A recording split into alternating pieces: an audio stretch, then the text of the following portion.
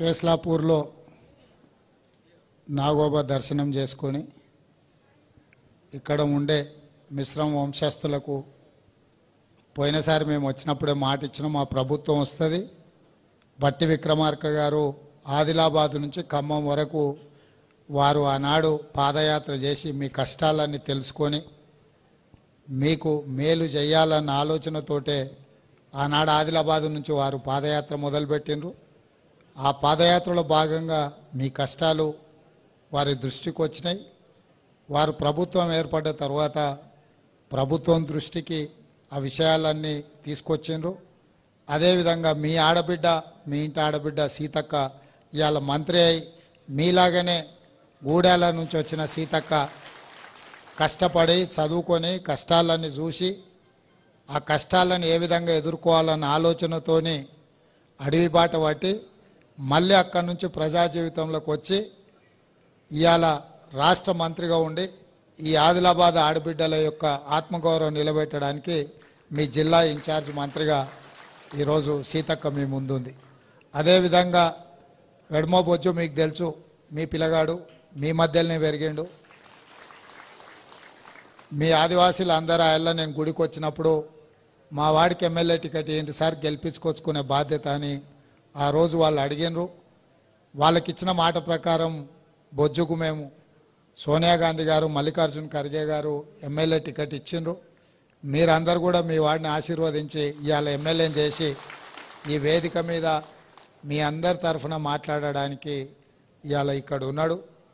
ఇవాళ మీ ప్రాంతం ఆదిలాబాద్ ప్రాంతం కాంగ్రెస్ అధికారంలోకి వస్తే దత్తత తీసుకొని సాగునీటి ప్రాజెక్టుల విషయంలో కానీ పాఠశాలల విషయంలో కానీ ఈ ప్రాంతంలో తాగునీటి విషయంలో కానీ ఈ ప్రాంత అభివృద్ధి కోసం మీ ఆత్మగౌరవాన్ని నిలబెట్టడానికి ప్రభుత్వం ఇందిరమ్మ రాజ్యం మీ ముందల పనిచేస్తుందని చెప్పి ఆయన మాట ఇచ్చినాం.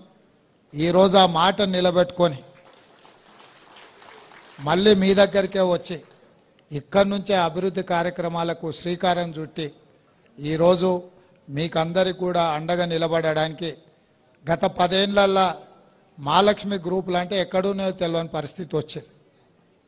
అంతకంటే ముందు ఎప్పుడైనా వైఎస్ రాజశేఖర రెడ్డి గారు ఉన్నప్పుడు మీకు పావులా వడ్డీకి ఇచ్చిండు. కిరణ్ కుమార్ రెడ్డి గారు ముఖ్యమంత్రి అయిన తర్వాత 0 వడ్డీకి ఇచ్చిండ్రు. కోట్ల రూపాయలు మీకు ఇచ్చి ఆర్థికంగా మిమ్మల్ని నిలబెట్టే ప్రయత్నం చేసిరు. ఇవాళ బ్యాంకులకు పైసలు ఇచ్చే పరిస్థితి కానీ ప్రభుత్వం ఎన్నడూ కూడా గతంలో ఆనాటి ముఖ్యమంత్రి ఎన్నడూ కూడా ఆడపడుచులతో మాట్లాడాలి, వాళ్ళ ఆలోచన ఏమున్నది, వాళ్ళ కష్టం ఏమున్నది, వాళ్ళ సూచన ఏమున్నది, వాళ్ళు ఇచ్చే సలహాలు సూచనలు తీసుకొని ప్రభుత్వం నడపాలన్న ఆలోచననే చేయలేదు. ఇవాళ మళ్ళీ మీకు పూర్వ వైభవం రావాలని, మీ చేతిలో నగదు ఉండాలని, మీ కుటుంబాలు బాగుపడాలని, మీరు ఆత్మగౌరవంతో 10 మందికి ఆదర్శంగా ఉండాలని, అందుకే ఈరోజు ఈ ప్రభుత్వం ఆర్టీసీ బస్సుల్లో మీకు ఉచితంగా ప్రయాణం ఎక్కడికైనా వెళ్ళండి, ఎవ్వరూ టికెట్ అడగడానికే వీల్లేదని నిర్ణయం తీసుకున్నాం. అదేవిధంగా ఆ ఇళ్ళ దీపం పథకం ద్వారా మీకు సిలిండరు గ్యాస్ పొయ్యి ఇస్తే 4 నూరులకు ఆ ఇళ్ళ సిలిండర్ ఉండే. ఆ ఇళ్ళ మీరు కట్టెల పొయ్యితోని కష్టాలు అడవి బాట పట్టి కట్టెలు తెచ్చి వండి ఆ పొగగొట్టం ఊది ఊది ఆ పొగ ఊపిరితిత్తులకు పోయి ఆడబిడ్డలు క్యాన్సర్ వచ్చి చచ్చిపోతుంటే వాళ్ళ కష్టాలను దృష్టిలో పెట్టుకొని గ్యాస్ పొయ్యి సిలిండర్ 400 రూపాయలకి ఆయన ఇచ్చారు. కేసీఆర్ గారు, నరేంద్ర మోడీ గారు వచ్చి అది 1200 చేశారు. ఇవాళ సిలిండర్ కొనుక్కునే పరిస్థితి లేదు, మళ్ళీ అడవి బాట పట్టి కట్టెలు కొట్టుకొచ్చుకునే పరిస్థితి వచ్చింది. అందుకే తొందరలోనే మీ అందరినీ ఆ కష్టాల నుంచి బయటకు తీసుకురావడానికి 500 రూపాయలకే మీ ఇంటికాడ సిలిండర్ ఇచ్చే కార్యక్రమాన్ని, ఇవన్నీ కార్యక్రమాలు ఎందుకు తీసుకుంటున్నామంటే ఆడబిడ్డలను ఆత్మగౌరవంతో బ్రతికే విధంగా, ఆడబిడ్డలు మంచిగా ఉన్నప్పుడే ఇల్లు బాగుంటుంది. అందుకే పెద్దలు చెప్పిండ్రు ఇల్లును చూడు ఇల్లాలిని చూడు అని.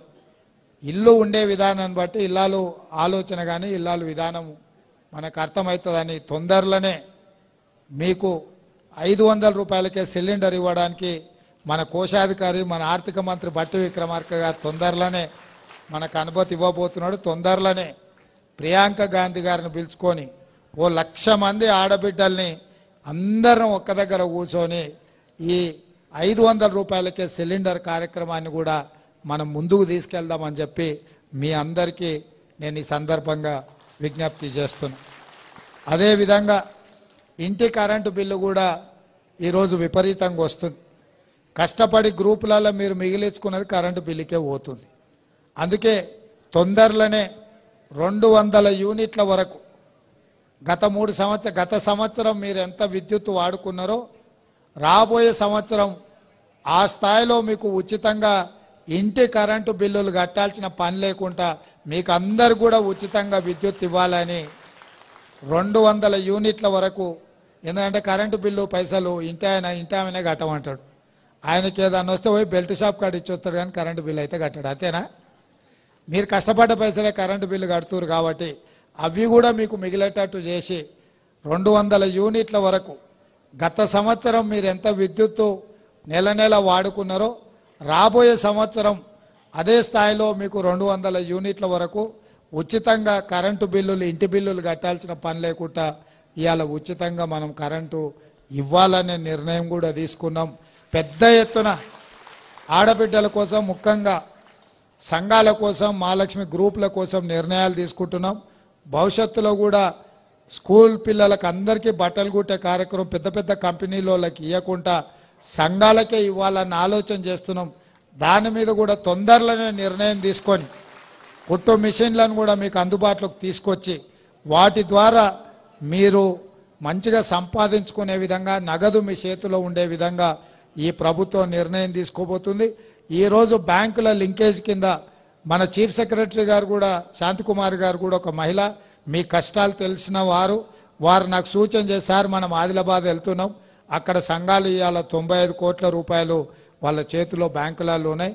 మనం బ్యాంకు లింకేజ్ కింద 60 కోట్ల రూపాయలు వాళ్ళకి ఇవ్వాలని చెప్పి చీఫ్ సెక్రటరీ గారు ఇవాళ నిర్ణయం తీసుకొని మీకు అందరికీ ఇచ్చేసిండ్రు.